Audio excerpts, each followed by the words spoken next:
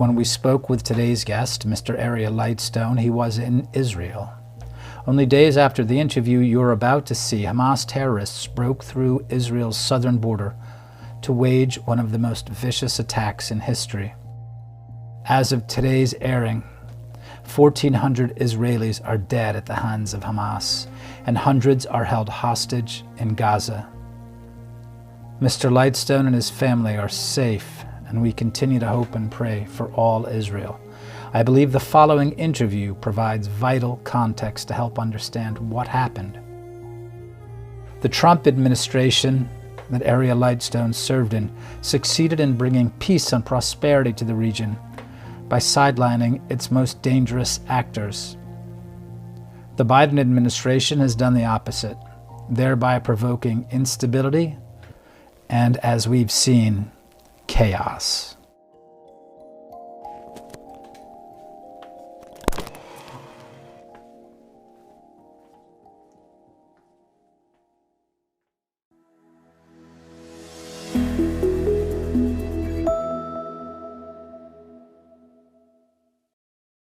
Good morning and welcome to Words That Matter, a modern day book club.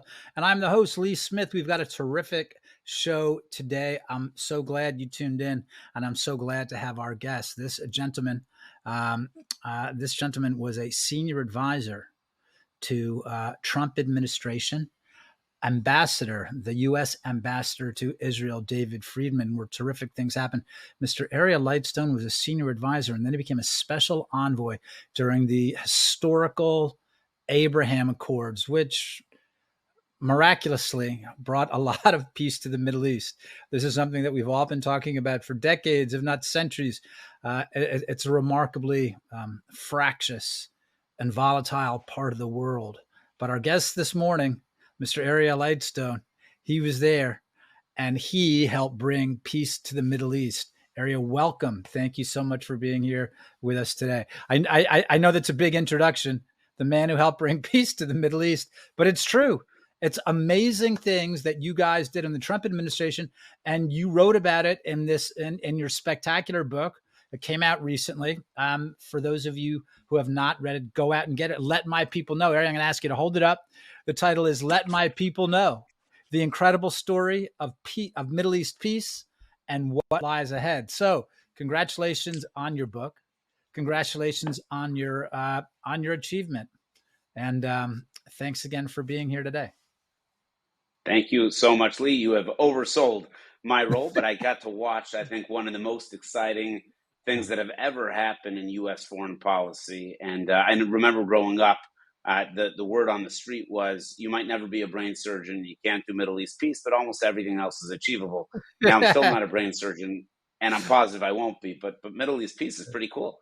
It's amazing. It's astonishing. So if you take us right into the story, how did you become a part of it? And this is your book, how you became a part of it and how it happened. Because look, for all the different things that we hear about the Trump administration, of course, in large parts of the press, we only hear bad things. And even the pro-Donald Trump side of the media tends to focus on other things. But Donald Trump's foreign policy, from my perspective, is a remarkable achievement. And you were there at the most important part of it in the Middle East. So how did you become a part of it? And how did you help bring peace to the Middle East? So thank you so much. I know it's big, but yeah. Yeah, no, it's huge. And in order to understand how huge it is, you just have to understand how unlikely the entire circumstance was. What are the odds that Donald Trump would become the president of the United States of America?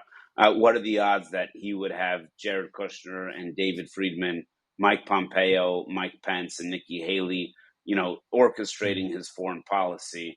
And what are the odds that I would be friends with David Friedman and I'd be lucky enough that he would choose me to join?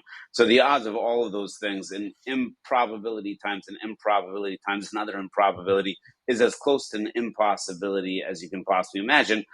One of the things that Golda Meir, the female prime minister of Israel, was famous for, the prime minister of Israel during the Yom Kippur War, said, if you are in the Middle East and you want to believe in reality, you must believe in miracles.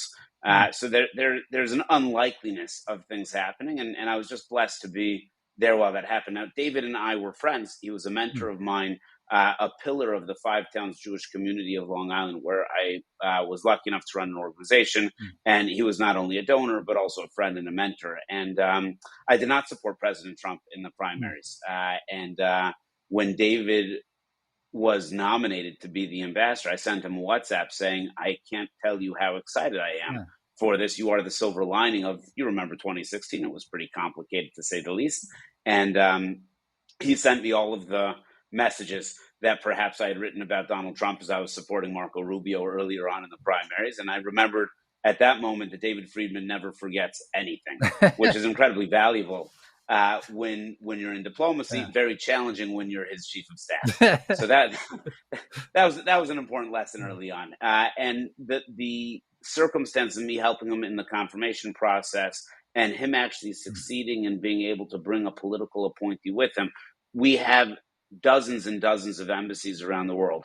Mm, Only 6 or 7 of them get to bring 2 political mm, appointees. You get the ambassador. Very few of them get a second political appointee, and Israel has never gotten a second political appointee. So the fact that David was nominated before the whole cabinet was nominated, and the fact that he was able to bring me while London didn't have a second person, Tokyo didn't have a second person, sent an incredibly powerful yeah, message to how Trump was going to deal with the Middle East, which was pretty interesting. right. Had you had any government experience before? No, none whatsoever. My training is I was a rabbi, and I was a rabbi. The organization I ran was filled mostly with middle school and high school kids, which I think made me fairly qualified to work within the government bureaucracy. Well, that's what I was going to ask. If that training is actually better than going through the foreign service. Oh, it's far better. Yeah. And I actually mean this part sincerely. I think if you are an educator, one of the number one Mm, goals representing the United States of America is to educate people who we are and what are we ah, doing, not to inculcate people. I think that's one of the big right. mistakes of the State Department. But if we educate people in the way that you want to educate anybody from an educational background is Mm, actually incredibly valuable. But the part that was I underestimated before I showed up. Working in a not for profit where you are not able in a regular capitalist structure to incentivize people with dollars and cents, how else do you get people to buy into your mission? mm, And there's no secret that Donald Trump provided a new mission that the State Department did not buy into. And David Friedman provided a new mission that his embassy did not buy into. So it was part of my job to try to get our team on board. We did not want to work only against the team. We wanted to try to bring as many people on board as we can. And actually, the Abraham Accords mm, was the vindication of President Trump, Jared Kushner, and David Friedman. The amount of people who enjoyed the fruits of our labor the last mm. 123 days that we had our job was enormous. It was really spectacular to see people come around and see that peace works. What didn't people buy into? What was the issue with the people at the State Department? Maybe people in Jerusalem as well, and certainly in lots of the Arab states they didn't buy into it. But what was it that didn't Right. buy into the State Department and the administration?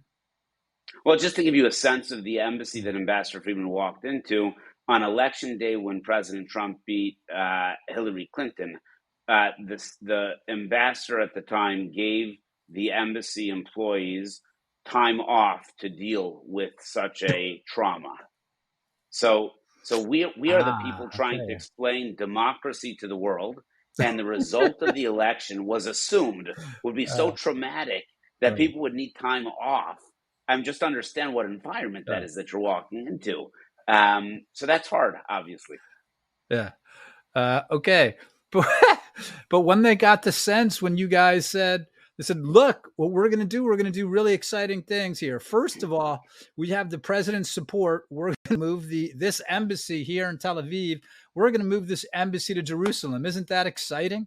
We're going to move into the capital, the historical capital, the home of the Jewish people, thousands and thousands of years old. Were people excited about that, or did people say, I just now I'm even more depressed that Donald Trump is our president. So I don't know how you feel about this, but to me, it felt like Mm, people in the embassy were eating dark chocolate, like it's mm, chocolate, but it's mm, not. It's not. You know, sweet chocolate. So uh, it is people sign up to work and represent the United States of America with enormous enthusiasm. They truly do. mm, mm, And very talented, educated, smart, articulate people. and they want to do things. So when Ambassador Friedman was able to do things that nobody else had ever done in embassy, certainly not in the American embassy in Israel, that was incredible and that was exciting. However, I think it's very important to understand there is a religion in the State Department called the two-state solution. Mm. And the two-state solution, we're 30 years past Oslo, the two-state solution religion involves Israel being divided at the Green Line and East Jerusalem being a capital of a state of Palestine. That is what the State Department supports. That is what the State Department believes. That is what the State Department promotes. So therefore, every move that was made was not a move in the eyes of the average person in the State Department that brought peace closer. They felt that it was bringing this solution further away. Those of us who walked in and knew that this solution was never achievable and not attainable, it actually wound up bringing peace closer because it was trying a different way. You know the famous Einstein saying the definition of insanity is trying the same thing over and over again and expecting a different result.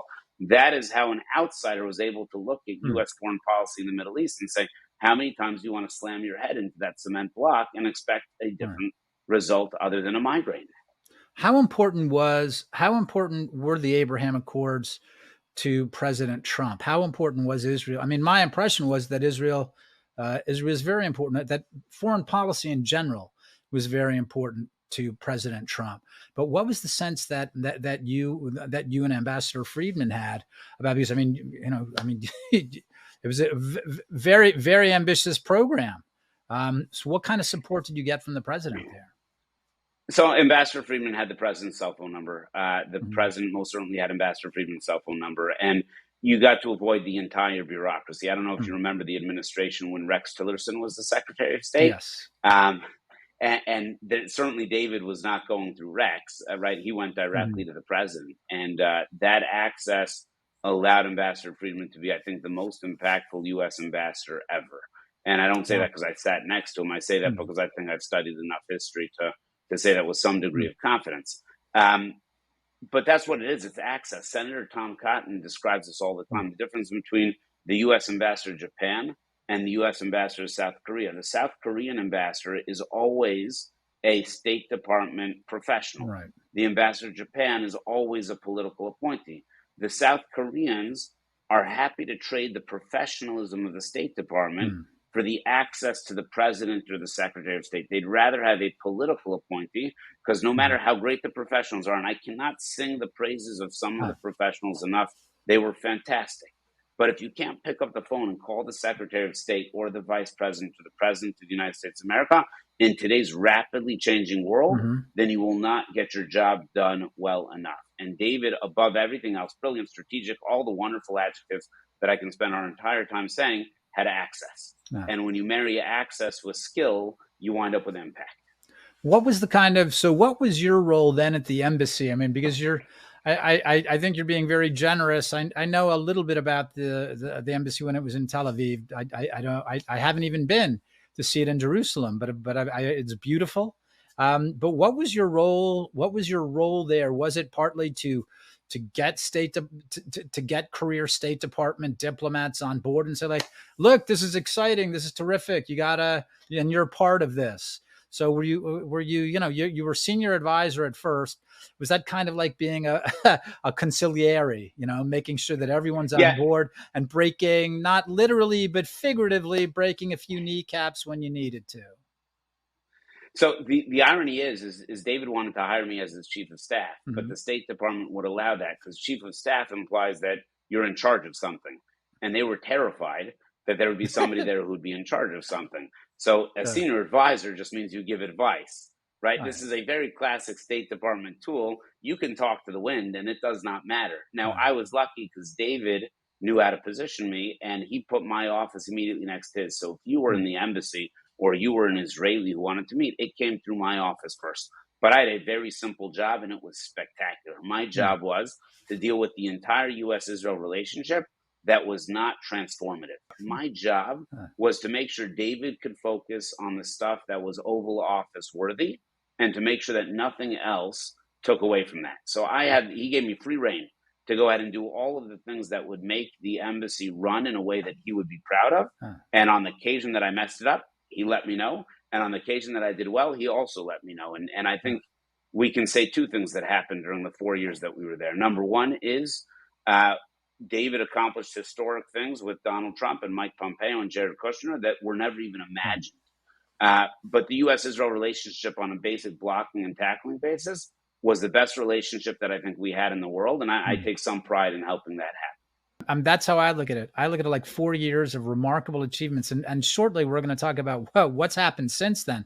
But what I want to get a sense of is like when you, Ambassador Friedman, maybe when President Trump, maybe when Jared Kushner, had a sort of sense that you were in the middle of something big, which of course culminated in the Abraham Accords. But when did you get a sense like, this is actually coming together? We've got the UAE, we've got Bahrain, we've got Morocco. We're bringing a whole bunch of people in here, and this is what people want. They want these kinds of opportunities, and they've had enough of the fighting. They've had enough of the squabbling. They've had enough of the vicious politics, and this is what they want. So when did you first start to get a sense that you were in the middle of something transformative? So I can't speak for the president. I can't even speak for Ambassador Friedman. I'll speak for myself. When I was in the Oval Office, when the first phone call happened on August 13th, 2020, and I call it the first phone call as though everybody should know what that means, but it was the phone call in between MBZ, the president of the United Arab Emirates, Bibi, the prime minister of Israel, and President Trump, where the two countries announced full normalization would happen. And I've never been on a conference call with three world leaders in the Oval Office, so to me that was pretty cool. And the phone call ends, the president presses hang up. Jared reaches over and presses hang up again, if I remember correctly. And there was a awkward moment in the room where nobody really knew what was next. And Stephen Mnuchin jumps up from his seat after this pause. It might have been a second. To me, it felt like a minute. And leaves the room of a standing ovation just for what had been accomplished. Wow. And then something happened on August 13th, 2020 that, to the best of my knowledge, nobody in the Trump administration had ever experienced before. Good reports from all of the news. It was difficult to say anything bad about Middle East peace. And I was sitting in Jared's office later that evening, and he's like, we got to move fast. And I said, what do you mean? He goes, go big and go fast. So I looked around. I said, who's going big and who's going fast? He goes, well, you are. I said, what do you mean? He goes, I'm going to make you the special envoy for this job. And I said, what does that mean? He says, you tell everybody that President Trump wants to see peace in between people, not just peace on a piece of paper. And then Bahrain, and then Sudan, and then Kosovo, and then Morocco in 123 days. First flights to all of those countries. Visas. Our first flight that we flew from Israel to the United Arab Emirates was an El Al plane. It was so exciting. The pilot gets on and announces, he's been flying for 33 years. I never in my life imagined that I would fly a plane over Saudi Arabia on purpose and land in the capital of the United Arab Emirates, Abu Dhabi. And everybody stood up and gave a round of applause on takeoff, not a landing, on takeoff. There were tears in people's eyes. To me, that was the image of 2020. And we had a chance to implement that. And if you remember the darkness of August, September, October of 2020, BLM, COVID, you name it, election, all this stuff. And you have countries making peace. Peace is breaking out. If we can't learn how as Americans to get along when UAE, Bahrain, Israel, etc. is getting along, then what are we doing? I was so moving. It was so exciting. Aryeh, this is I love the way you tell this story. This is so moving. We're going to cut away for a minute. If you're watching on Facebook or YouTube, please make the jump. We're here with Aryeh Lightstone. Go get his new book. That's what we're talking about right now, among other things. Let my people know the incredible story of Middle East peace and what lies ahead. And when we come back, we're going to talk about what's happened since he, Ambassador Friedman, Jared Kushner, helped bring peace to the Middle East. Make sure you make the jump. We'll see you in less than a minute. The center of corruption is the Department of Justice. Charles Grassley has been going after them, identifying how the FBI and DOJ withheld evidence from the American people, from Congress, for 6 years regarding Biden family corruption. Where is the rest of Congress? Senator Grassley, and joined by Chairman Comer, who's on the House side, they wrote a letter basically to the FBI and said, we are aware of the existence of a form that contains allegations regarding a bribery scheme involving Joe Biden himself. Then it turns out, hey, the document's real. They got it. There were 17 phone calls that the source had recorded involving Joe Biden or Hunter Biden talking about the bribery scheme. The FBI redacted that information to the American people. This is the FBI we're talking about. This is corruption of the president we're talking about. It's you get the documents, you get the witnesses, you get them under oath, you move forward. You don't play on their terms, you play on your terms.